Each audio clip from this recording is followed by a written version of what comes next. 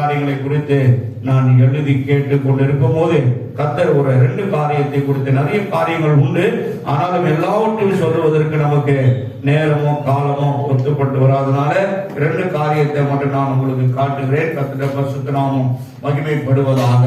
ஆபத்து,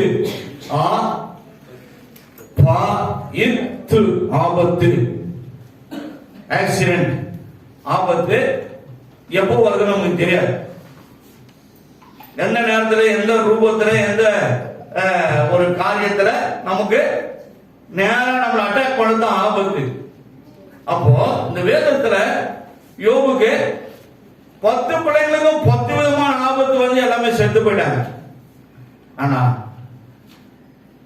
இஸ்ரவேலர்களுக்கு எப்படி இந்த ஆபத்தை எப்படி தேவன் தலைகளாய் மாற்றி போட்டார் என்பதை குறித்து நம்ம பார்க்க போகிறோம். சரி, எடுத்துக்கொள்ளுங்கள். யாத்ரா புஸ்தகத்துல 16வது அதிகாரத்துல ஒரு காரியத்தை நம்மளால பார்க்க முடிகிறது. இவர்கள் எகிப்தில இருந்து புறப்பட்டு கானான் தேசத்துக்கு போகும்படியாய் தேவன் இவர்களை வெளியே கொண்டு வருகிறார். ஆரோனையும் மோசையும் தேவன் அதற்கு பிரயோஜனப்படுத்துகிறார்.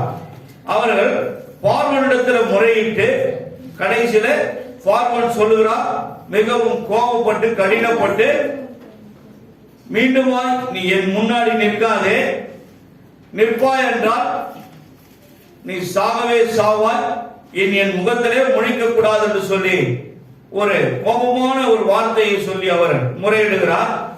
அப்போது மோசே சொல்லுகிறார், ஆமாம், நீங்கள் சொல்வது உண்மைதான், நீங்கள் இனி எங்களை காண மாட்டீர்கள். அதனாலதான் அந்த பாடல அன்று கண்ட எகிப்தியனை இனி நீங்கள் காண்பது இல்லை என்று சொல்லி பக்தன் அருமையாய் அந்த பாடலை பாடியிருக்கிறார். கர்த்தருடைய பரிசுத்த நாமத்திற்கு மகிமை உண்டாகட்டும். 152வது பாடல இன்னைக்கு நம்ம பாட்டு போக்குல நம்ம பாடணும். அன்று கண்ட எகிப்தியனை இஸ்ரவேலே ஜனமே என்று இடறிட வேண்டாம். அந்த பாட்டுல பாத்தீங்கன்னா ஒரு ஸ்டான்ஸாவும் இந்த 152வது பாடல் இந்த 14வது அதிகாரத்தில் செங்கடலை கடந்து இவர்கள் பார்வனிடத்திலிருந்து எப்படி புறப்பட்டு வெளியே கடந்து போகிறார்கள் என்பதை குறித்து தேவன் திட்டமும் தெளிவுமாய் நமக்கு அதை காட்டுகிறார். அந்த தலைப்பை போட்டு பாடல் பெரிய பாட்டு புஸ்தகத்தில் 152வது பாடல் நீங்கள் எழுதி வைத்திருந்தால் அதிலே இதுல இருக்கின்ற எல்லாவற்றையும் நீங்கள் ஒப்பிடுவீர்கள் என்றால் ஆரோன் மோசே போன்ற நல்ல ஆசாரியர்கள் உண்டு. இந்த உலகத்தில் முதல் தேவனால உருவாக்கப்பட்ட ஆசாரியர்கள் யார் என்றால் ஆரோனும் மோசே தான். ஏன் ஆரோன் முன்னாடி வந்தார், மோசே பின்னாடி வந்தார்னா தேவன் மோசேவை தான் செய்தாரு. ஆனால் ஆரோனுடைய கோல் தான் எல்லா விதமான பாவங்களையும் விழுங்கி போட்டது. கர்த்தருடைய பரிசுத்த நாமத்திற்கு மகிமை உண்டாகட்டும். நான் திக்குவாயன், சரியாக பேச தெரியாதவன் என்று தேவனிடத்தில் அவன் முறுமுறுத்ததினால அவன் முதல் ஸ்தானத்திலிருந்து 2வது ஸ்தானத்துக்கு வந்தான். ஆரோன் 2வது ஸ்தானத்திலிருந்து முதல் ஸ்தானத்திற்கு போனான். அதனால்தான் வேதம் சொல்லுகிறது, முந்தினோர் பிந்தினோரும் பிந்தினோரும் முந்தினோருமாய் இருக்கிறார்கள் என்று சொல்லி வேதம் சொல்லுகிறது. கர்த்தருடைய பரிசுத்த நாமத்திற்கு மகிமை உண்டாகட்டும். இங்க வேதத்தை நாம் வாசிக்கிறோம். சங்கீதங்களின் புஸ்தகம் 50வது அதிகாரத்தினுடைய 15வது வசனமும் சங்கீதம் 91 15வது வசனமும் எப்படி என்று பார்த்தா இரண்டுமே ஒரே மாதிரியான இருக்கும். படிங்க. ஆபத்து காலத்தில் என்னை நோக்கி கூப்பிடு, நான் உன்னை விடுவிப்பேன், நீ என்னை மகிமைப்படுத்துவாய். கர்த்தருடைய பரிசுத்த நாமத்திற்கு மகிமை உண்டாகட்டும். ஆபத்து காலத்தில் என்னை நோக்கி கூப்பிடு. ஒரு மனிதனை அல்ல, இந்த உலகத்தை ரட்சிக்க முடியாய் வந்த ரட்சகரை நோக்கி கூப்பிடுங்கள். எந்த ஒரு மனிதனிடத்திலும் உதவி கேட்க போகாதீர்கள். இவர் செய்வார் நினைச்ச என்னை ஏமாத்திட்டாரு, இவர் செய்வார், அவருடைய சூழ்நிலை என்னவோ நமக்கு தெரியாது. ஆனால் நீங்கள் தேவனுடைய முகத்தை தேடுவீர்கள் என்றால் உங்கள் குறைவுகள் நிறைவாக்க தரும்படியாய் எல்லாவற்றையும் தேவன் பூரணமாய் உங்களுக்கு தேவைகளை கண்டிப்பா சந்திப்பார். அவைகளை கொடுக்க அவர் வல்லமை உள்ளவராக இருக்கிறார். ஒருவேளை நீ எதிர்பார்க்கிற மனுஷன் உனக்கு உதவி செய்யவில்லை என்றால் வேறு ஒரு மனிதனை எழுப்பி தேவன் உனக்கு அந்த உதவியை உனக்கு அனுப்புவார். கர்த்தருடைய பரிசுத்த நாமத்திற்கு மகிமை உண்டாகட்டும். ஆபத்து எப்படியாப்பட்ட ஆபத்தா இருந்தாலும் பரவாயில்ல, எல்லா ஆபத்துக்கும் ஒரே ஒரு இயேசு தான். அல்லேலூயா. ஆகையினால எப்படிப்பட்ட குடும்பத்துல பல விதமான பிரச்சனைகள், கூட பிறந்த சகோதரன் மூலமாய் சகோதரன் மூலமாய் என்ன வந்தாலும் உன் வீட்டாரை உனக்கு சத்துரு என்று சொல்லி வேதம் சொல்றதுனால கண்டிப்பா குடும்ப பிரச்சனைகள் வரும். ஆனாலும் எப்படிப்பட்ட ஆபத்துகள் வந்தாலும் தேவன் தான் நமக்கு பாதுகாப்பு, அவர் தான் நமக்கு வழி, அவர் தான் நமக்கு சத்தியம், அவர் தான் நமக்கு ஜீவன். அவரால் எல்லாம் முடியும், எல்லாம் ஆகும் என்று வேதம் சொல்லுகிறது. ஆகையினால ஆபத்து காலத்தில் என்னை நோக்கி கூப்பிடு, என்னை நோக்கி கூப்பிடு, நான் உன்னை விடுவிப்பேன். பாருங்க, இமிடியேட்டா ஒரு ஆன்சர் கொடுக்கிறாரு. நீ அந்த காலத்துல செல்போனே கிடையாது. நீ ஆண்டவர் செல்போன் அடிச்சினாலும் போதும், ஒரே போன் இங்கிருந்து, ஏசப்பா எனக்கு உதவி செய்யப்பா, என்னால முடியலப்பா, இந்த பிரச்சனை என்னால தாங்க முடியல, இது எப்படி போய் முடியுமே தெரியல, இப்படியா இருக்குது, மனவேதனையா இருக்குது, என்னால வாழ முடியலையே என்று சொல்லி நீங்க ஒரே ஒரு சின்ன முழங்கால ஒரு சின்ன ஜபத்தை பண்ணிக்கலாம். மீன் வயிற்றுல எத்தனையோ ஆயிரக்கணக்கான அடி ஆழத்துல போய் மீன் படுத்துக்கிச்சு. அந்த இடத்துல பண்ண ஒரு ஜபத்தின் வார்த்தையை கூட தேவன் பரலோகத்திலிருந்து கேட்டு படுத்துட்டு இருக்கிற அந்த மீனுக்கு அவர் கட்டளை எழுதுகிறார். தேவன் மீனுகிட்ட பேசினாரு, கழுதைகிட்ட பேசினாரு, காக்கா கிட்ட பேசினாரு, சிங்கம் கிட்ட பேசியிருக்கிறாரு, யார்கிட்ட பேசியிருக்கிறாரு? மனுஷங்கிட்டையும் பேசியிருக்கிறாரு. அல்லேலூயா, அல்லேலூயா. நம்முடைய தேவன் பேசுகிற தேவன். ஆகையினால நம்ம என்ன பண்ணக்கூடாது? அவர்கிட்ட பேசாம இருக்க கூடாது, பேசணும். நீ எப்போ பேசுவேன்னு அவர் பார்க்கிறா. ஏதேன் தோட்டத்துல ஆதாமும் ஏவாளையும் பார்த்து பேச முடியாதுதான் அந்த குளிர்ச்சியான வேலையில அவங்க தேடின போறாரு. ஆதாமே, ஆதாமே நீ எங்கே இருக்கிறாய்? பாருங்க, அவர் தான் பேசுறாரு. அப்போ மனுஷன் பேசுற, அப்போ தேவன் நம்மை தேடி வருகிற தேவன். என்னை தேடி ஓடி வந்தார், என்னை தேடி அணைத்து கொண்டார். அப்போ ஏன் உன்னை தேடி வர்றாருன்னா, உன் பாவத்தை மன்னித்து உன்னை தேடி அணைத்து என் பிள்ளைகள் இவ்வளவா இருக்கிறார்கள் என்று சொல்லி உன்னை பார்த்து ஒரு மகிழ்ச்சியான வார்த்தைகளை பேச முடியாதுதான் தேவன் பரலோகத்திலிருந்து இறங்கி வந்திருக்கார். உன்னை ஆசீர்வதிக்க முடியாதுதான் வந்திருக்கிறார். இப்படிப்பட்ட நல்ல தேவனை என்ன பண்ணக்கூடாது? மறக்க கூடாது. நாம் மறந்துட்டோமா அவ்வளவுதான், அவர் கையை விட்டுமா, அவர் நம்ம கையை விட்டுடுவாரு. ஜாக்கிரதையா இருக்கணும். அல்லேலூயா. கர்த்தர் பரிசுத்தமானவரே மகிமை உண்டாகட்டும். சங்கீதம் 91:15 அவன்தான், என்னை நோக்கி கூப்பிடுவன் நான் அவனுக்கு மறு கூப்பிடுவான், மறு உத்தரவு அருள்வேன். ஆபத்திலே நான் அவனோடு இருந்து அவனை தப்புவித்து அவனை கனப்படுத்துவேன். அதுதான் இந்த 14ஆம் அதிகாரத்துல தேவன் என்ன பண்றாரு? இஸ்ரவேல் ஜனங்களை கனப்படுத்துகிறார். Thank you Lord Jesus. Hallelujah. அதனால 2-3 வசனம் நம்ம பார்க்க போகிறோம். யாத்ரா புத்தகத்தை 1-10 வசனத்தை வாசிங்க. கர்த்தர் மோசேயை நோக்கி, பாருங்க 10வது வசனம், 14வது அதிகாரம் 10வது வசனம். பார்வோன் சமீபித்து வரும்போது இஸ்ரவேல் புத்திரர் தங்கள் கண்களை ஏறெடுத்து பார்த்து எகிப்தியர் தங்களுக்கு பின்னே வருவதை கண்டு மிகவும் பயந்தார்கள். பயங்கரமான ஒரு ஆபத்து நம்மை நோக்கி பின்னாடி வருகிறது, நம்மள வெளியே போக சொல்லிட்டான். ஆனா நாள் என்ன பண்ணிருக்காரு? எத்தனை ரதங்கள்? 4வது 7வது வசனம் பாருங்க. 600 ரதங்களையும் பிரதானமான பயங்கரமான பவர்ல இருக்கிற ஓடுகிற அந்த ரதங்கள் எத்தனை? 600 ரதங்கள். அவ்வளவு ரதங்கள் என்ன பண்ணுது? நிறுத்திட்டு வருது. எப்படி ஆவேசமாய் ஆக்ரோஷமாய் இந்த ஜனங்களை மடக்கி பிடிப்பதற்கு. ஏன்னா இவங்க போயிட்டாங்கன்னா எகிப்து என்ன இடம்? என்ன இடம்? எகிப்து என்ன இடம்? இருக்கிற இடம் தெரியாம போயிடும். அங்க போய் பார்த்துட்டு ஒரு 15 நாள் இருந்துட்டு வந்த ஒரு ஊழியர் சொன்னாரு, இன்னைக்கு கூட நம்ம மவுண்ட் ரோடு என்ன மாதிரி ஒரு ஸ்டேட்டஸ் உள்ள ஒரு இடம், அந்த இடத்துல கூட மாட்டு வண்டி போதான். எகிப்துல மாட்டு வண்டி போகுது. அது தேவன் பிறந்து வாழ்ந்த ஊராகிய எருசலேம்ல BMW காரு, ஆடி, பென்ஸ் இப்படிப்பட்ட காருங்க தான் பிறகுதான். அப்ப இது எவ்வளவு ஆசீர்வாதமா இருக்குது, அது எவ்வளவு ஆசீர்வாதமா இருக்குதுன்னு நீங்க பாருங்க. காரணம், இஸ்ரவேல் ஜனங்கள் யாருங்க? தேவனால தெரிந்து கொள்ளப்பட்டவங்க, தேவனால பிரித்தெடுக்கப்பட்டவங்க, தேவனால முத்திரை தரிக்கப்பட்ட என் ஜனங்கள், என் நாமம் தரிக்கப்பட்ட ஜனங்கள் என்று சொல்லி உன்னையும் என்னையும் தேவன் மேன்மை பாராட்டுகிறார். அப்படிப்பட்ட ஜனங்களுக்காக அவர் யுத்தம் பண்ணுகிறார். அத்தனை ரதங்களும் அவ்வளவு ஆக்ரோஷ அவசரமாக அவர்களை மண்டைக்கு பிடிக்க முடியாது வருகிறாங்க. அதை பார்த்தவன என்ன பண்றாங்க, எல்லாரும் கலங்குறாங்க. மோசே, நாங்க அங்கேயே செத்து போயிருப்போமே, ஏதோ ஒண்ணு அவங்ககிட்ட வாங்கி சாப்பிட்டு சண்டை அடி வாங்கியாவது நாங்க அப்படியோ படிச்சு நாங்க அங்கேயே செத்து போயிருப்போமே, எகிப்துல கல்லறை இல்லைன்றதுக்காக தான் எங்களை வனாந்தரத்துல இருந்து கடலை தள்ள பாதிரியா சொல்லி முறையிடுறாங்க. நம்ம ஆளுங்களுக்கு என்ன வேலை, என்னங்க வேலை? முறையிடுதான் வேலை. எல்லாத்துக்கும் என்ன பண்ணுது, ஏதாவது ஒண்ணு சொல்லி சொல்லி சொல்லி நம்ம என்ன பண்றோம், இருக்கின்ற இடத்துல தான் இருக்கிறோம். ஆனா ஒரு ஸ்டெப் நீ மேல கால வச்சுனா 1 மைல் தூரம் நீ நடந்தா 2வது மைல் தூரத்தை தேவன் உன்னை கடக்க செய்வார். அப்படிப்பட்ட விசுவாசம் உனக்குள்ள இருக்கணும். அப்போதான் நீ யாரு, விசுவாசி. இல்லை என்ற என்ன அர்த்தம், இல்லை என்ன அர்த்தம் சொல்லுங்களேன். விசுவாசி, விசுவாசியா இருக்க கூடாது, விசுவாசியா இருக்கணும்.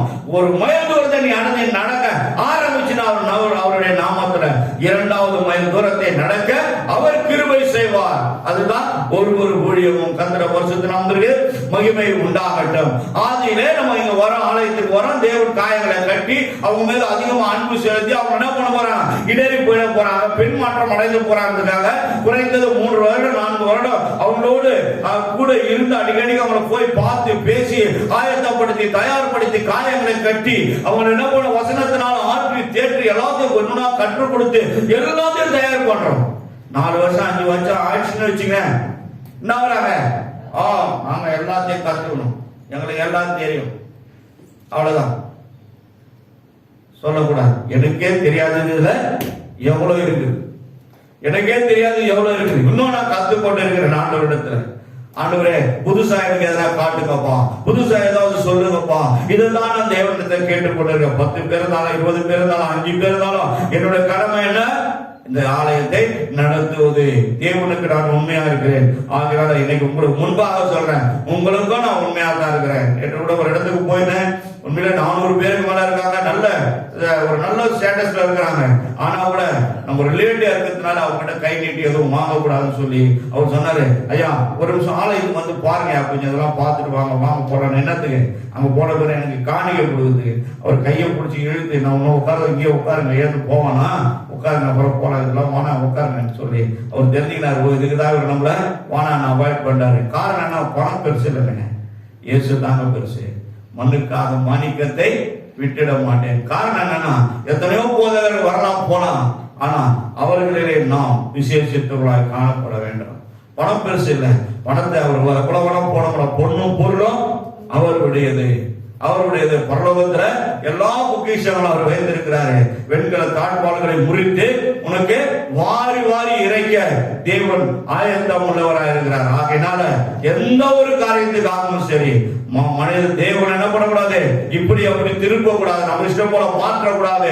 ஒரே ஆவியில உள்ளவர்களாய், தேவ ஆவி படைத்த மனுஷர்களாய், இவர்கள் தேவ ஜனமாய் தேவ ஊழியர்களாய் நாம் காணப்பட வேண்டும் என்று தான் தேவன் நம்மை விரும்புகிறாரே தவிர நம்முடைய இஷ்டத்துக்கு என்ன பண்ணக்கூடாது, ஆவியை வளைச்சு கொள்ளக்கூடாது. 10 நாளைக்கு இந்த பக்கம், 16 நாளைக்கு அண்ணாண்ட பக்கம், இன்னொரு 20 நாளைக்கு இந்த பக்கம், 4 மாசத்துக்கு இந்த பக்கம், 4 மாசத்துக்கு இந்த பக்கம் என்ன பண்ணக்கூடாது, டைவர்ஷன் ஆகக்கூடாது.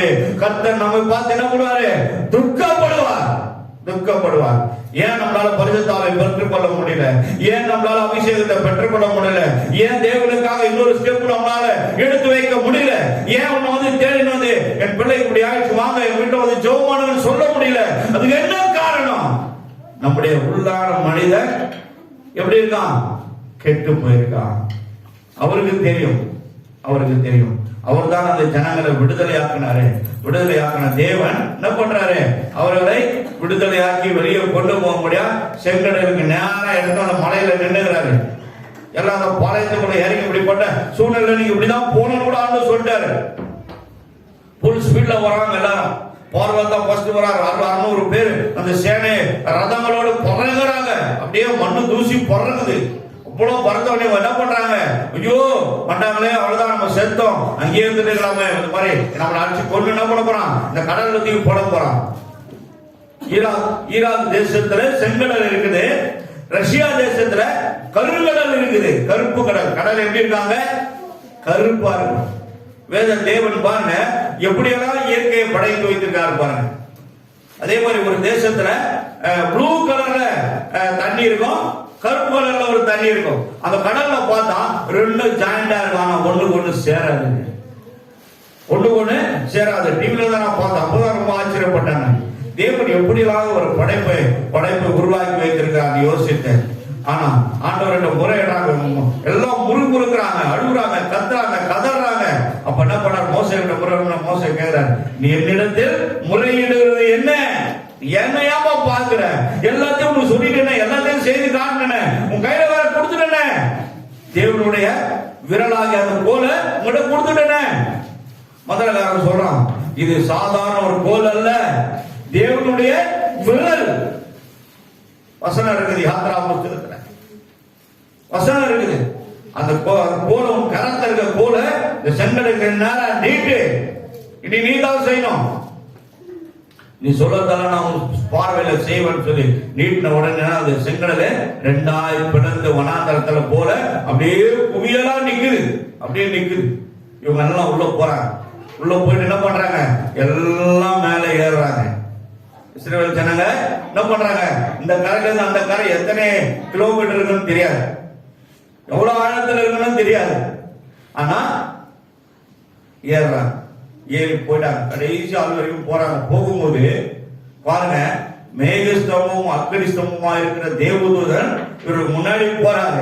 அந்த வெளிச்சத்தின் இருட்டில் இருக்கிற அந்த வெளிச்சத்துல ஒரு பிரகாசமா இருக்குது.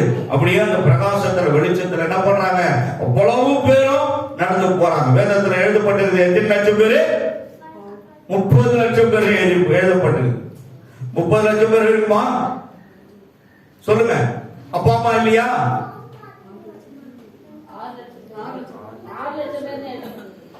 6 மனைவி 6 12, அப்பா அம்மா 6 12 24. இப்ப இருக்கிற காலத்திலே 10 பிள்ளைகளை பெற்றுக்கிறாங்க. வீட்டுக்காரமா ஃபேமிலியில 10, எங்க குடும்பத்துல 9. இப்ப டசன் டசனா கிடையாது. அப்போ இந்த 6 லட்சம் குடும்பத்துக்கு எத்தனை டசன் இருந்திருக்கும் பாருங்க, எத்தனை லட்சம் இருக்கும் பாருங்க. 30 லட்சத்துக்கு மேலான மக்கள் அப்படியே போறாங்க. அவ்வளவு பேரும் மேல ஏறி நின்று அந்தாண்ட போற வரைக்கும் முன்னாடி போன அந்த மேகஸ்தம் அக்கடிஸ்தம் தேவதூதன் என்ன பண்ணாரு? பாதி போன உடனே அப்படியே வந்து பின்னாடி என்ன பண்ணாரு? ஒதுங்கி நின்று வந்து பின்னாடி நிக்கிறாரு. அக்னி அப்படியே சுத்துது, அப்படியே சுத்துது. பார்வனுடைய சேனை உள்ள இறங்கு. அக்னி கடல் என்ன பண்ணாங்க? இறங்குறாங்க. இறங்கி வந்து கரெக்டா வந்து அந்த பொசிஷன்ல ஒரு நின்ட்டாங்க. அதுக்கு மேல அவங்களால போக முடியல. ஏன்னா அக்னியில எரிஞ்சு போயிடுவாங்க. எல்லாரும் எழுந்து மேல போட்டவனே ஆண்டவர் சொன்னாரு, மீண்டும் போல நீட்டுப்பா, கடலுக்கு நேரா நீட்டின உடனே அந்த கடல் என்ன பண்ணுது? எவ்வளவு ஆழத்துல இருந்த கடல் தண்ணி நின்று தண்ணி கீழ்ப்படிது பாருங்க. அப்ப கடவுள் தண்ணீரோட ஆண்டவர் பேசுகிறாரா இல்லையா? பேசுறதுனால நடக்குது. மறுபடியும் என்னாச்சு? எல்லாம் பழைய நிலைமைக்கு ஒன்றாய் மாறிவிட்டது. பார்வன் மட்டும் அந்த ரதத்துல என்ன பண்றான்? மேல நின்று ஒரே ஒரு ரதத்தோட பாக்குறான். 600 ரதம் பின்னாடி பறகுதுன்னா அவர் மட்டும் தனி 600 ரதம் பறகுது பின்னாடி. அந்த 600 ரதமும் உள்ள இறங்கிடுச்சு. அவ்வளவு என்ன ஆயிடுச்சு? தனித்தனியா பீஸா காட்டி நாங்க உழுது கிடக்குது. குதிரைங்க செத்து போய் கிடக்குது. எல்லா மனிதர்களும் செத்து போயிட்டார்கள். எல்லாம் செத்து போயிட்டாங்க. ஒருத்தவங்கள உயிராகலன்னு சொல்லி வேதம் சொல்லுகிறது. உனக்காக யுத்தம் பண்ணுகிற தெய்வம். செங்கடல் எதிர்த்து வந்தும் பங்கம் வந்திடாமல் அங்கு பாதை ஒன்று கண்ணில் தெரியுதே. செங்கடல் எதிர்த்து வந்தும் பங்கம் வந்திடாமல் அங்கு பாதை ஒன்று கண்ணில் தெரியுதே. விடுவிப்பார் ஆண்டவர் நல்குவார் புதுவன் நடந்திடும் சத்துருக்கள் அழிந்து மாறுவார். விடுவிப்பார் ஆண்டவர் நல்குவார் புதுவன் செலுத்திடும் சத்துருக்கள் அழிந்து மாறுவார். வனாந்தீரையால் தீரையில் கரைத்து நான் சொந்து போம் தீரங்களில். கர்த்தருடைய பரிசுத்த ஸ்தோத்திரம். 17-18 வசனம் வாசிங்க.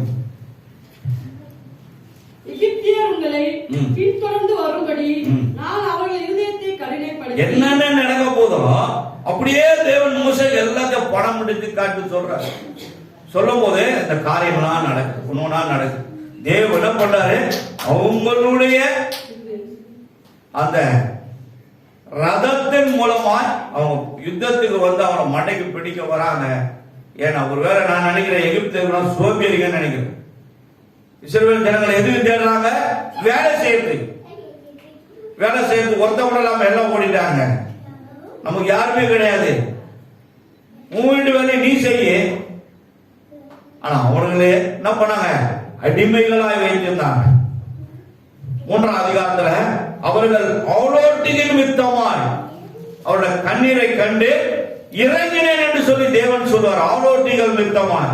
என்ன ஆலோட்டினா, இந்த ஆடு மாடுகளை மேய்க்கிறதுக்கு கையில சோப்பு வச்சிருப்பாங்க, கம்புல கட்டி வச்சிருப்பாங்க, அந்த கையில திருச்சி வச்சிருப்பாங்க. அந்த 2 விதமான தோல் அப்படியாவது அதை மடக்கி அப்படியாவது அதை பிரிச்சு வச்சிருப்பாங்க. மெலிசா இருக்கும், உருட்டையா, சிலது சதுரமா இருக்கும். அதுல மாந்திரிக மைய தடையில் வச்சிருப்பாங்க. அதை உடம்புல சட்டெல்லாம் போடக்கூடாது. அவனுங்க அப்படியே ஒரு சின்ன துண்டு தான் கட்டி இருக்கணும். அந்த உடம்புல அடிக்கும் போது அந்த மாந்திரிக மைய படுறதுனால ஒருத்தரும் வாயை திறக்க மாட்டான். கை காலெல்லாம் கட்டப்பட்டு இருக்கும், வாய்கள் கட்டப்பட்டு இருக்கும். அந்த மாந்திரிகத்தினால இந்த ஜனங்களை அவர்கள் அடிமையாக்கி எல்லாவற்றையும் சரீரங்களை கட்டி வைத்திருந்தார்கள் அசுத்தாவினால. ஆகையினால்தான் தேவன் தன்னுடைய விரலாகிய அந்த கோலை என்ன பண்றாரு, அவன் கையில கொடுத்து அனுப்புறான். கர்த்தர் பரிசுத்த நாமத்திற்கு மகிமை உண்டாகட்டும். இத்தனையாய் தேவன் அற்புதத்தை செய்து இஸ்ரவேல் ஜனங்களை அங்கிருந்து மீட்டு எடுத்ததுனால அவர்களுடைய யுத்தத்துல தேவன் மகிமைப்பட்டார். கரங்களை தட்டுங்க, ஜோரா தட்டுங்க.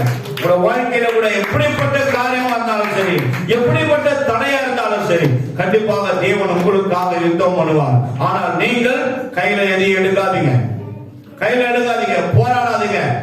அகத்தின் அழகு முகத்திலே தெரியும் நீங்க போராடுறீங்களா இல்லையான்னு. ஆவியில் என்ன பண்ணக்கூடாது, போராடக்கூடாது. சில காரியங்கள் ஆவியில் என்ன பண்ணக்கூடாது, ஜெபம் பண்ணி நம்ம தான் பெருசு நினைக்க கூடாது. இன்னும் தாழ்மையா இருந்துப்பார், கர்த்தர் உங்களை உயர்த்துவார்.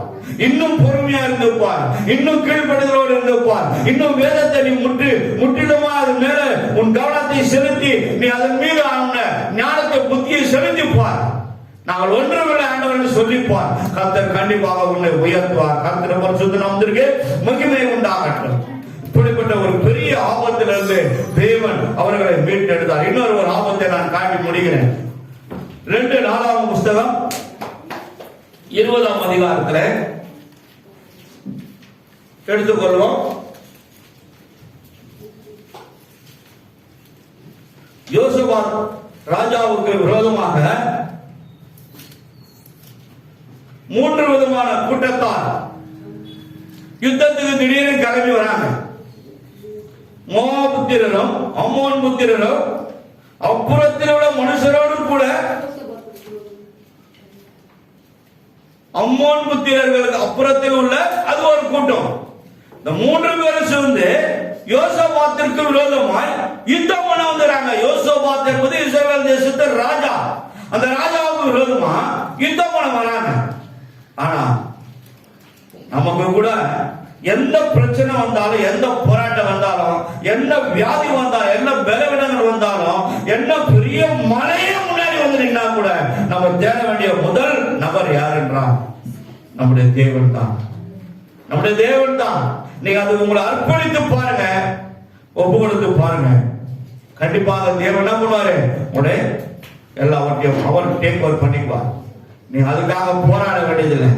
என்னுடைய வேலையில எல்லா காரியத்திலும் நான் ஜெபித்தே எல்லா காரியத்திலும் ஜெயத்தை பெற்றுக் கொண்டவன். கர்த்தர் பரிசுத்த நாமத்திற்கு மகிமை உண்டாகட்டும். ஜெயம் இருந்தால் கண்டிப்பாக ஜபம் இருக்கும். ஜபம் இருக்கிறதா ஜெயத்தை பெற்றுக்கொள்ள முடியும். ஜபம் இருந்ததுன்னா ஜெயிக்க முடியும். ஜபம் இருந்ததுன்னா நீ போராட வேண்டியதே இல்லை. கர்த்தர் ஜபத்தை கேட்கிறவர். ஒரு சின்ன ஜபம் கூட பெரிய ஒரு அசைவு உண்டாக்கும். சகலத்தை செய்து முடிக்கும்.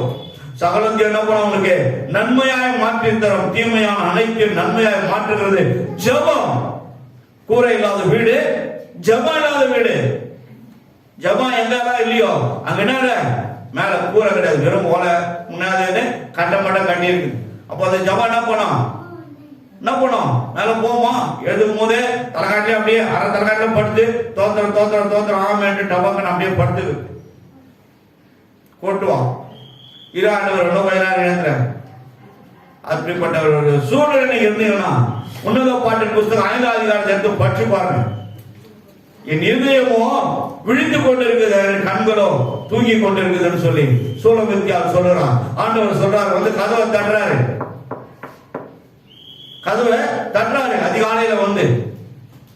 அதிகாலையில எழுந்து ஜெபிக்க மறந்துட்டேன்னா அந்த நாள் முழுதும் அவங்களுக்கு டார்க் ஆயிடும்.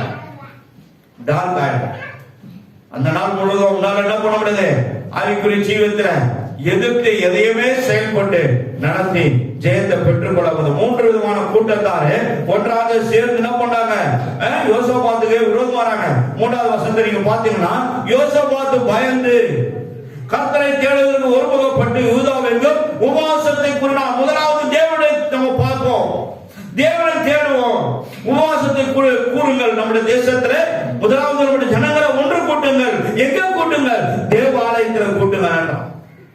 தேவன ஆலயத்துல கூட்டுறாங்க. எல்லா ஜனங்களும் வந்துட்டாங்க. எல்லா ஜனங்களும் ராஜா வந்து உட்கார்ந்த எல்லாம் வந்துட்டாங்க. எல்லாரும் என்ன பண்றாங்க, தேவனத்துல முறையிடுறாங்க. ஒரு பெரும் திரள் கூட்டம், 3 விதமான கூட்டத்தார் நிற்கிறாங்க. அவங்க கிட்ட நம்ம ஒண்ணும் பண்ண முடியாது, நம்ம ஜெயிக்க முடியாது. நம்ம எல்லாரையும் கொன்று குவித்து நாசமாக்கி விடுவான். நம் தேசத்தை அழித்து விடுவான், சுட்டு எரித்து விடுவான். நம் தேசம் இல்லாத போய்விடும். ஆகினால தேவனுடைய பாதத்தில் விழுவோம். அதனால்தான் பக்தர் பாடுகிறார், பாதம் ஒன்று போதும் இந்த பாரினில் வேறொன்றும் வேண்டாம், பாதம் ஒன்றே போதும். அருமையா பாடுவார் அந்த ஐயா. அந்த பாடல் அழுவார். அவருடைய பாதம், அவர் பாதத்தை நீங்க யாரெல்லாம் தேடுறீங்களோ காலையில, உண்மையிலே சொல்றேன், உங்களோட வாழ்க்கை பிரகாசமா இருக்கும், உங்களோட வாழ்க்கை செழிப்பா இருக்கும். நீங்க செழிப்பை தேடி பிராஸ்பரிட்டி தேடி ஓட வேண்டியதே இல்லை, உன்னை தேடி எல்லாம் தேடி வரும். கர்த்தருடைய பரிசுத்த நாமத்திற்கு மகிமை உண்டாகட்டும். இப்படி இந்த 3 கட்டுதல் சேர்ந்து என்ன பண்றாங்க, எல்லாரும் ஜெபிக்க ஆரம்பிக்கிறாங்க. அவங்க எழுத்து நீங்க நம்மளால முடியாது என்று என்ன பண்றாங்க, தேவ கரத்துல கொடுப்போம்னு சொல்லி 5ஆவது வசனத்தை பாருங்க. யூத ஜனங்கள் எருசலேமில கூடினார்கள். எங்க கூடினாங்க? சபையிலே நின்று. ஏன்? தேவன் உலாவுகிற இடம், தேவன் தாவரிக்கிற இடம், தேவன் நேசிக்கிற இடம். தேவன் ஆலயத்தை என்ன பண்ணாரு, அதிகமாய் நேசிக்கிறார். ஆலயத்தில் தேவன் என்ன பண்ணாரு, உலாவிக் கொண்டிருக்கிறார். எத்தனை பேர் தேவன் ஆலயத்தில் உங்க கண்ணால பார்த்திருக்கிறீங்க, அக்கினி எரிந்து கொண்டு பாக்குறீங்க. ஆராதனை சில நேரத்தில் நான் இங்க நின்றதுனா என் பின்னாடி அப்படியே நெருப்பு தக எரிவதை என்னால திரும்பி பார்க்க முடியாது. கண்ணை மூடணும். கர்த்தருடைய பரிசுத்த நாமத்திற்கு பயப்படா. இங்க நிற்பதுங்கிற தகுதி இல்ல ஆண்டவரே, நீர் எனக்கு தகுதிப்படுத்தி நிறுத்துங்கப்பா அப்படின்னு சொல்லிதான் மேல ஏறு. ஒரு ஞாயிற்றுக்கிழமையிலும் ஒரு ஆராதனை நாளிலும் அதை தான் நான் ஆண்டவர்கிட்ட கேட்பேன். ஒரு நாளும் கர்த்தருடைய பரிசுத்த நாமத்திற்கு மகிமை உண்டாகட்டும். எல்லாம் என்ன பண்றாங்க, சபையில வந்து கூடி நின்று எல்லா மக்கள் என்ன பண்ணாங்க, ஒருமனப்பட்டு ஆண்டவரை துதிக்கிறாங்க. எல்லாரும் துதிக்கிறாங்க. கர்த்தருடைய பரிசுத்த நாமத்திற்கு மகிமை உண்டாகட்டும். 10, 11, 12, 3 வசனம் வாசிமா. இப்பொழுது இதோ இஸ்ரவேலர் எகிப்து தேசத்திலிருந்து வருகிற போது அம்மோன் புத்திரர், மோவாபியர், சேயீர் மலை தேசத்தாருடைய சீமைகள் வழியாய் போக நீர் உத்தரவு கொடுக்கவில்லை. ஆகையால் அவர்களை விட்டு விலகி அவர்களை நாசப்படுத்தாதிருந்தார்கள். இப்பொழுதும் இதோ அவர்கள் எங்களுக்கு நன்மைக்கு தீமை சரிகட்டி தேவரீர் எங்களை சுதந்திரிக்க பண்ணின உங்களுடைய சுதந்திரத்திலிருந்து எங்களை துரத்திவிட வருகிறார்கள். எங்கள் தேவனே, அவர்களை நீர் நியாயம் தீர்க்க மாட்டீரோ? எங்களுக்கு விரோதமாக வந்த இந்த ஏராளமான கூட்டத்திற்கு முன்பாக நிற்க எங்களுக்கு முதல்ல என்ன பண்ணணும், உன்னை சரண்டர் ஆக்கிடணும். இவங்களை எதிர்த்து நிற்க எனக்கு திராணி இல்லை ஆண்டவரே. இந்த கூட்டத்தார் வந்து பொல்லாத ஜனங்களா இருக்கிறாங்க, மந்திரம் பண்றாங்க, பல துன்பப்படுத்துறாங்க, என்ன நசுக்குறாங்க, என்ன அசிங்கப்படுத்துறாங்க. ஆனா யாருக்கிட்ட முறையிடணும்? தேவனிடத்துல முறையிடணும். எனக்கு அவங்களுக்கு எதிர்த்து நிற்க எங்களுக்கு பலன் இல்லை. நாங்கள் செய்ய வேண்டியது என்ன என்று எங்களுக்கு தெரியவில்லை. ஆகையால் எங்களுடைய கண்கள் உம்மை நோக்கி கொண்டிருக்கிறது என்றார்கள். தேவன் அவருடைய கண்ணை நோக்கி நம்ம என்ன பண்ணோம்? அவருடைய முகத்தை நோக்கி, அவருடைய சிங்காசனத்தை நோக்கி என்ன பண்ணணும்? முறையிடணும். கண்ணில் ஒரு சொட்டு கண்ணீரை நீ அவர்கிட்ட நீ விட்டு பார்த்தினா அதுக்கு பலன் மிகுதியா இருக்கும். பரலோகத்தில் அதுக்கு பலன் மிகுதியா இருக்கும். வேதத்துல அநேக தாய்மார்கள் கண்ணீரோடு ஜெபித்தார்கள், பெரிய பெரிய சாதனை படைத்தார்கள். அப்படி இருதயத்துல அவன் என்ன பண்ணா? இருதயத்தை ஊற்றினார். கண்ணில் தண்ணி வரலங்க, கண்ணில் தண்ணி வரல. 1ஆம் அதிகாரம் 10வது வசனம் சாமுவேல் புஸ்தகத்துக்கு 1 சாமுவேல் வீட்டுல போய் படிச்சு பாருங்க. இருதயத்தை தன் தேவனுக்கு முன்பாக ஊற்றினார் இருக்கும் அண்ணா. அப்படிப்பட்ட இருதய குமுறலோடு செபிக்கிறான்.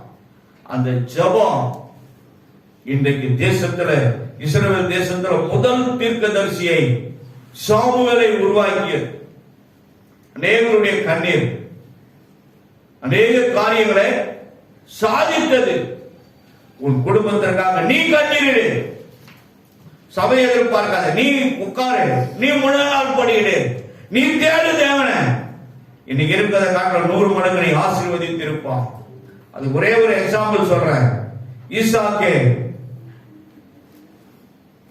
பயங்கரமான பஞ்சங்கள் வந்தது எகிப்து தேசத்துல. ஆதியாகமத்துல பாருங்க. ஆனா தேவன் சொன்னாரு, நீ இந்த இடத்தை விட்டு போகாத, உன்னை ஆசீர்வதிக்கிறது நான். ஆபிரகாம் இருந்தது போல உன்னுடனே நான் இருக்கிறேன். உனக்கு பின்னாடி பிறக்க போற சன்னதியோடு நான் இருப்பேன்னு சொல்லி ஆண்டவர் சொல்றாரு. பின்னாடி வருது யார்? ஈசாக்கு பிறந்தது யார்? 2 பேரு, ஏசாவும் யாக்கோபும். போன வாரம் பார்த்தோம். ஆனா அவங்கள கூட ஆசீர்வதிக்கிற தேவன் சொல்லி ஆபிரகாமோட உடன்படிக்கை செய்திருந்தார். ஆபிரகாம் ஈசாக்கு யாக்கோபோடு உடன்படிக்கை செய்திருந்தார் என்று சொல்லி யாக்கோபு பிறக்க கூட இல்லை. ஆனால் ஆபிரகாமோடு ஈசாக்கும் பிறக்கல. ஆபிரகாமோட உடன்படிக்கை செய்த தேவன். நீ வெளியே போகாதப்பா. ஆனா அதே இடத்துல நிலத்தை உழ சொன்னாரு, நிலத்தை உழுதாரு, விதைத்தான். ஆண்டவர் அவனை எத்தனை மடங்கு ஆசீர்வதித்தாரு? 100 மடங்கு ஆசீர்வதித்தார். உன்னை 100 மடங்குல 1000 மடங்கு ஆசீர்வதிக்கிற தேவனாக இருக்கிறார் நம் தேவன். கர்த்தருடைய பரிசுத்த நாமத்திற்கு மகிமை உண்டாகட்டும். அவ்வளவு ஒரு நல்ல தேவனாய் நம்முடைய தேவன் இருக்கிறார். கர்த்தருடைய பரிசுத்த நாமத்திற்கு மகிமை உண்டாகட்டும். இங்கே இவர்கள் எல்லாரும் என்ன பண்றாங்க? ஒருமனப்பட்டு என்ன பண்றாங்க? 11ஆம் வசனத்தை பாருங்க. யூத கோத்திரத்தார் அனைவரும் அவர்கள் குழந்தைகளும் அவர்கள் பெண்களும் பெண்ஜாதிகளும் அவர்கள் குமாரரும் கர்த்தருக்கு முன்பாக நின்றார்கள். எத்தனை பேர் இப்ப நம்ம வரோம்? எங்க எங்க வாசிப்பு சகோதரிகள் கூட்டம், ஜபம் ஜபம். காலதாமதம் வந்தா கர்த்தர் பார்க்கிறார். ஏமா வீட்டுக்காரன் சொல்றேன், ஏமா வரல கேட்காது. அவங்க ஆசீர்வாதம் அவங்க தலைமையில தான் இருக்கு. நீ வந்தினா நீ ஆசீர்வதிக்கப்பட போகிறாய். எவ்வளவு காலம் தான்? நாங்க 10 வருஷமா நாங்களும் முட்டிட்டோம். 4 ஆகும்.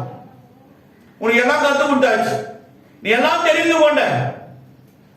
நீ தான் என்ன பண்ண? நீ ஆண்டவர்கிட்ட போராடி உன் குடும்பத்தை நீ காப்பாத்த வழி தேடிக்கணும். வழி தேடிக்கணும், எல்லாம் தெரியும்.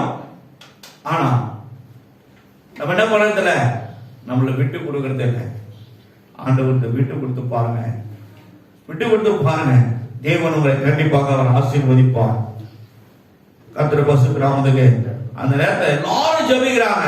ஜெபிக்கிற வேலையில ஒரு காரியம் நடக்குது. 14வது அதிகாரத்துல ஒரு லேவியன் ஆகிய அவன் மேல என்ன பண்ணுது? கர்த்தருடைய ஆவியானவர் இறங்கினபடினால் அவன் சொல்றான், ஒரு வார்த்தையை சொல்றான். அடுத்த வருஷம் வாசிக்கும், 15 வாசிக்கும். அவன் மேல் தேவாவி இறங்கியதுனால, பரிசுத்தாவின் நிறைவுனால அந்த மனுஷன் பேசுறாரு.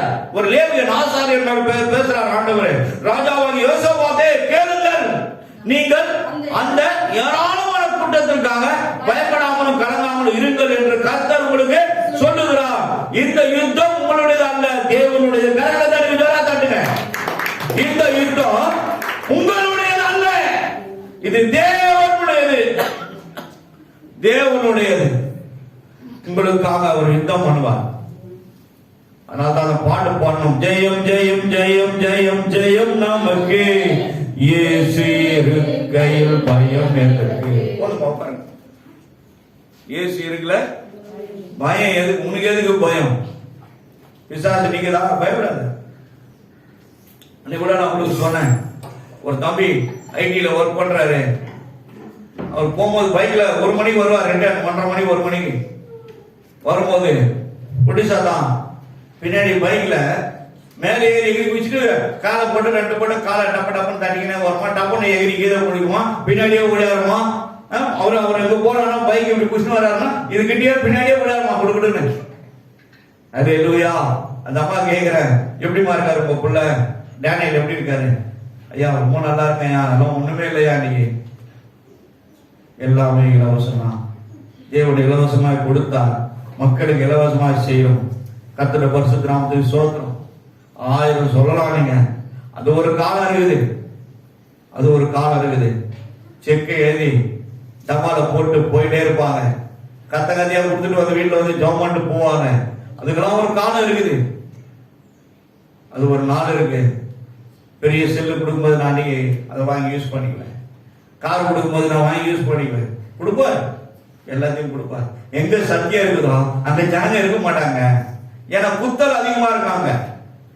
ஆண்டவர் சொல்றாரு, பவுல் சங்கீத புஸ்தகத்துல ஒரு வார்த்தை இருக்குது, சத்தியத்தை ஜனங்களுக்கு சிக்ஷித்து புத்தி சொல்லுன்னு இருக்குது. புத்தி சொல்லு. ஏன்? கடைசி காலம், நீ இடறி போக கூடாது, பாவத்துல போய் விழுந்துடக்கூடாது, அக்கிரம ஜனத்துக்கு போக கூடாது, அக்கடி கடலை நீ தள்ளி போய்விடக் கூடாது என்பதற்காக தான் தேவன் என்ன பண்ணாரு, இவ்வளவு பெரிய புஸ்தகத்தை நம்ம கிட்ட, ஒரே ஒரு புஸ்தகத்துல இந்த உலகமும் அடங்கி இருக்கிறது போல ஒரு பெரிய ரகசியத்தை தேவன் உன் கையில என் கையில கொடுத்திருக்கிறார். இஸ்ரவேல் ஜனங்கள் கிட்ட இது கிடையாது. ஒரே ஒரு புஸ்தகத்தை கண்டு எடுத்தாங்க. அதுதான் ஏசியா தீர்க்கதரிசி புஸ்தகத்தினுடைய புஸ்தக சுருள், தோழர்களால் எழுதப்பட்ட வார்த்தைகள். ஆதி காலத்துல அவங்க வாழ்ந்த வாழ்க்கையில சவக்கடலுக்கு அந்தாண்ட இருக்கிற அந்த குகையில வாழ்ந்ததுக்காக லேவியர்கள் மட்டும் அவருடைய கரத்துல இருந்த அந்த பெரிய தாலி என்ற தாலி என்ற ஒரு பெரிய பானையில உள்ள என்ன பண்ணாங்களாம், உதைச்சு அதை உள்ள வச்சிருந்தாங்களாம். ஆராய்ச்சியாளர்கள் அதை தோண்டி எடுக்கும் போது லேவியர்கள் இங்க வாழ்ந்தார்களே, இஸ்ரவேலர்கள் தேவனோடு நடந்தவங்க இருந்தாங்களே, இங்க ஏதாவது கிடைக்குமான்னு சொல்லி ஆராய்ச்சியாளர்கள், புதைப்பொருள் ஆராய்ச்சியாளர்கள் அதை ஆராய்ச்சி பண்ணும் போது அதுல இருந்து எடுக்கப்பட்டதுதான் இந்த ஏசியா தீர்க்கதரிசி புஸ்தகத்தினுடைய சுருள். அதனாலதான் இந்த உலகம் இயேசு வந்து போன வாழ்க்கையை, உயிரா இருக்காரு, செத்தாரு, எழுந்தாரு, இன்னைக்கும் அவர் ஜீவிக்கிறார் என்பதை அப்படி எழுதப்பட்டதை இன்றைய உலகம் நம்பியதால்தான் இன்னைக்கு உனக்கு இலக்கம் மரியாதை சபை. அல்லேலூயா. இந்த 3 விதமான கூட்டத்தோட கர்த்தர் என்ன பண்ணார், ஆண்டவரே ஒரு பொல்லாத ஆவி அனுப்பி அவங்களுக்குள்ள என்ன பண்ணாரு, ஒருத்தர என்ன பண்ணாங்க, யுத்தம் பண்ணிக்கிட்டு அவங்களுக்குள்ள என்ன பண்ணுச்சு, ஒரு பெரிய கலவரத்தை உண்டாக்குறாரு. எதையும் அவரால் செய்ய முடியும், எதையும் அவரால் செய்ய முடியும். உனக்கு விரோதமா நிக்கிறாங்களா, அவனை நிம்மதியாக போயிடும். ஆனா நீ அமைதியா இருக்கு, உன் வேலையை காட்ட விட. உனக்கு எல்லாம் தெரியும்னா நீ பாத்துக்கப்பா, உனதான் எல்லாம் தெரியும், நான் எதுக்கு உன் கூட வரணும். ஆண்டவர் என்ன பண்ணுவாரு, ஒதுக்கிடுவார். நீ நினைக்கிற மாதிரி இஷ்டம் போகும்போது புடிச்சுக்கிட்ட வச்சுக்கிட்டு வாழும் போது கழட்டி விட்டுறதெல்லாம் அவர்கிட்ட கிடையாது. நீ வாழ்க்கையில ஒரே ஆவியில இருக்கணும், ஒரே ஆவியில இருக்கணும். என்ன ஆவியில நீ நடத்தப்படுகிறியோ அதே ஸ்டைல தான் அவருக்கு முன்பாக நிற்கணும். உன்னுடைய ஸ்பிரிட் என்ன பண்ணக்கூடாது, மாற்றக்கூடாது, இப்படி அப்படி திரும்ப கூடாது. அப்பதான் உன் ஜபம் என்ன பண்ணும், மேல போகும், சாதிக்கும், சாதனை படைக்கும், சாதிப்பாய், அநேக காரியங்களை செய்ய முடியும். கர்த்தருடைய பரிசுத்த நாமத்திற்கு மகிமை உண்டாகட்டும். இங்க ஒரு 22 வசனத்தை வாசிப்போம். அவர்கள் பாடி துதி செய்ய தொடங்கின போது, பாருங்க, பாடி துதி செய்ய தொடங்கிய போது எங்க தேவனுடைய ஆலயத்துல தான் எல்லாம் நடக்குது. துதி செய்ய தொடங்கிய போது யூதாவுக்கு விரோதமாய் வந்து பதிவிருந்த அம்மோன் புத்திரரை, பாருங்க, இந்த 3 விதமான புத்திரர்களும் பெரும்பெருந்திருந்த கூட்டம் ஒருவருக்கு ஒருவர் விரோதமாய் எழும்ப பண்ணி யாருங்க? நமக்காக யுத்தம் பண்ணுகிற தேவன். நமக்காக யுத்தம் பண்ணுகிற தேவன் எதையும் அவரால் செய்ய முடியும் என்று சொன்னேன். கர்த்தர் எழுப்ப பண்ணதினால அவர்கள் வெட்டு விழுந்தார்கள். கண்களை குருடாக்கி ஒருவர் பட்டயத்தை எடுத்து என்ன பண்ணாங்க? ஒருத்தன் முன்னாடி வெட்டி ஒருத்தன் சீவி தள்ளிட்டான். ஒருத்தனும் இல்ல, எல்லாம் செத்து போயிட்டான். எல்லாமே செத்து போயிட்டாங்க, ஒருத்தவனும் இல்ல. கர்த்தர் பரிசுத்த நாமத்திற்கு மகிமை உண்டாகட்டும். 24, 25 வாசிக்கும். 26, 3 வருஷம் வாசிக்கும். யூத மனுஷன் வனாந்தரத்தில் உள்ள கூட்டங்கடையில வந்து நின்னு பாக்குறாங்க. யூதா ஜனங்க, எருசலேம் ஜனங்க 2 விதமான கூட்டத்தை, கிறிஸ்துவ கூட்டத்தை தேவன் என்ன பண்ண இஸ்ரேல்ல வைத்திருந்தார். 2 கூட்டம். என்ன கூட்டம்? ஒன்னு இஸ்ரேலர்கள், இன்னொன்னு யூதா கோத்திரம். அந்த யூதா கோத்திரத்துல 2வது கோத்திரத்துல யூதா கோத்திரத்துல யார் வந்தது? தாவீதின் 14வது தலைமுறையில இயேசு கிறிஸ்து பிறந்து வந்தார். அப்போ இந்த இஸ்ரவேலர் என்ன பண்றாரு பாருங்க, எல்லாம் போய் நின்னு பாக்குறாங்க. நிக்கும் போது என்ன ஆகுது பாருங்க, அந்த ஏராளமான கூட்டம் இருக்கும் திக்கை நோக்கிக்கிற போது இதோ அவர்கள் தரையில எல்லாரும் விழுந்து கிடக்குறாங்க, செத்து போயிட்டான். ஒருத்தவனால எல்லாமே விழுந்து போயிட்டாங்க. பிரேதங்களாக கண்டார்கள். செத்து போனவர்களாக கண்டார்கள், ஒருவரும் தப்பவில்லை. தேவனுடைய பார்வையில யாரும் தப்பிக்க முடியாதுங்க. நீ என்னதான் பண்ணாலும் சரி, மனுஷனை ஏமாத்திடலாம், மேனேஜரை ஏமாற்ற முடியாது.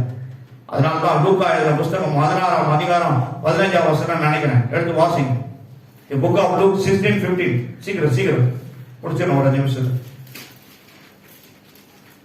அவர் அவர்களை நோக்கி, நீங்கள் மனுஷர் முன்பாக உங்களை நீதிமான்களாக காட்டுகிறீர்கள், தேவனோ உங்கள் இருதயங்களை அறிந்திருக்கிறார்.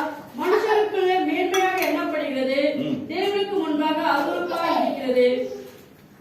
மனுஷனுக்கு முன்பாக நீ ஒரு பெரிய பரிசுத்தவான், மேன்மையானவனா நீ காட்டிக்கலாம். ஆனா உள்ளான மனிதனுக்குள்ள இருக்கிற அந்த ஸ்பிரிட்ட தேவன் பார்க்கிறாரு. அவர்தான் நம்மள என்ன பண்ணணும்? நல்லவனா கேட்டவனா கிரெடிட் பண்ணி நம்மளை குறிக்கணும். அது அவர் கையில தான். அதனால்தான் நியாய தீர்ப்பு செய்வதற்கு முழு அதிகாரத்தையும் பிதா தன் குமாரனிடத்தில் கொடுக்கப்பட்டார் என்று சொல்லி வேதத்தில் புதிய ஏற்பாட்டை நம்ம வாசிக்கிறோம். அதிகாரம் என்ற தலைப்பில் பேசும்போது நான் உங்களுக்கு ஒரு சில காரியங்களை, ரகசியங்களை காட்டுகிறேன். அநேக அதிகாரங்களை பிதா தன் குமாரனுக்கு கொடுத்து இந்த தேசத்திற்கு அனுப்பினார்.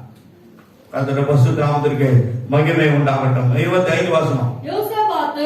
அவருடைய ஜனங்களும் அவர்கள் உடைமைகள் பாருங்க, எல்லாம் செத்து போயிட்டாங்க, எல்லாம் போயிடுச்சு. அப்போ அத்தனை லட்சக்கணக்கான மக்கள் இருக்கிறாங்க. அவங்களுடைய ஈட்டி, கேடயம், அவங்களுடைய மேல இருக்கிற தலை சீரா, மார்ப கலசங்கள், ஷூவு, அந்த ஷூவை யுத்தத்தில் என்னென்ன போட்டிருப்பாங்களோ ஏற்கனவே அவங்க பல காரிகளோட வந்திருக்காங்க, ரதங்களோட வந்திருக்காங்க, குதிரைகளோட வந்திருக்கிறாங்க, ஈட்டியோட வந்திருக்கிறாங்க. இப்பதான் யாருக்குங்க? அவங்க போட்டு இருக்க வஸ்திரங்களாம் யாருக்கு? விலை உயர்ந்த வஸ்திரங்களாம் யாருக்கு? எல்லாம் சேர்ந்து போயிட்டாங்க, கீழே வந்துட்டாங்க. பாருங்க, இங்க வந்து இவர்கள் கண்டு ஏராளமான பொருட்களையும் பிரேதங்களில் இருந்து உரிந்து போட்ட ஆடை ஆபரணங்களையும் தாங்கள் எடுத்துக்கொண்டு போகக்கூடாது 3 நாளாய் கொள்ளையிட்டார்கள். இது அவ்வளவாய் மிகுதியாய் இருந்தது. கல்யாண காட்டுங்க, இதெல்லாம் யாருக்குங்க? உனக்கு தாங்க. உன்னை எவன் எதிர்த்து நிற்கிறானோ அவன்கிட்ட இருந்து பிடிகை எல்லாத்தையும் கொடுத்து நீ சுகமாய் இருப்பாயாக என்று சொல்லுகிற தேவனாய் இருக்கிறான் நம்முடைய தேவன். கர்த்தருடைய பரிசுத்த நாமத்திற்கு மகிமை உண்டாகட்டும். இவ்வளவு பெரிய ஆபத்து அவன் மேல வந்திருந்தாங்கன்னா அவங்க நசுகி போட்டிருப்பானுங்க. ஒருத்தவனை இவன் உயிரா இருக்க மாட்டான். ஆனா இவன் ஒண்ணுமே பண்ணல, எல்லாத்தையும் அவர்கிட்ட கொடுத்துட்டாங்க. இவங்க துதித்தாங்க, ஆர்ப்பரித்தாங்க. எங்க ஒண்ணா சேர்ந்து கூடுறாங்க? தேவனுடைய ஆலயத்துல கூடுறாங்க. தேவனுடைய ஆலயத்துல இருந்து தேவ ஜெப ஆவி புறப்பட்டு பரலோகத்துல போய் அவருடைய சிங்காசனத்தை தட்டியதுனால அவர் பூமியிலே கட்டளையிட்டார் தேவ தூதர்களுக்கு. அது பல காரியங்களை செய்து முடித்தது. அல்லேலூயா, அல்லேலூயா. கர்த்தருடைய பரிசுத்த நாமத்திற்கு மகிமை உண்டாகட்டும்.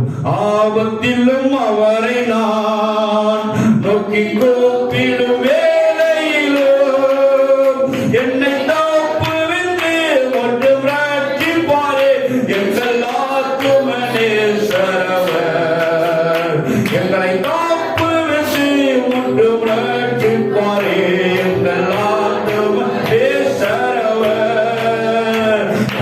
சேட்டையின் கீழ் அடைக்கலம் வேதம் திறவுகளால் மூடுவார். அவர் சேட்டையின் கீழ் அடைக்கலம் வேதம் திறவுகளால் மூடுவார். எல்லாரும் ஏன் நின்னுங்க. ஒரே ஒரு நிமிஷம் ஜெபம் பண்ணி முடிச்சலாம். தெரியுமா இருக்கிறான்? சரி ரைட். அப்படியே நீங்க காணிக்கிறது கொஞ்சம் பேர் தானே இருக்கீங்க. சரி. மகா இரக்கமும் பரிசுத்தம் வந்த பரலோக பிதாவே, குமாரன்